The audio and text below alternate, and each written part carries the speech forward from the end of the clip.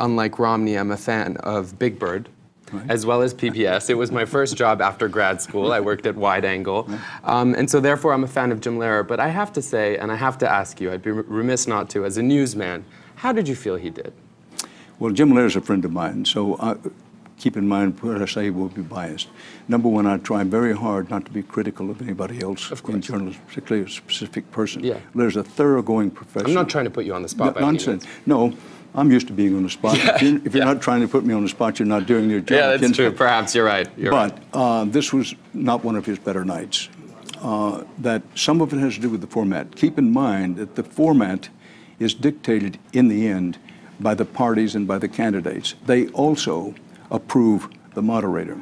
But Jim Lehrer last night, he didn't keep it on time. As you know, they ran over. Well over. And Romney, and I think to his credit, right.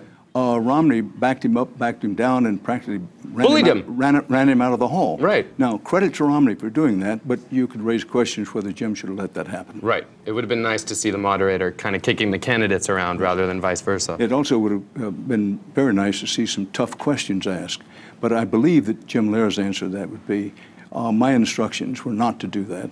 My instructions were to keep it moving. Okay. But the candidates didn't really ask tough questions of each other very much. And what few were asked, Romney asked them of Obama, and the president didn't answer, or didn't answer very well or very often.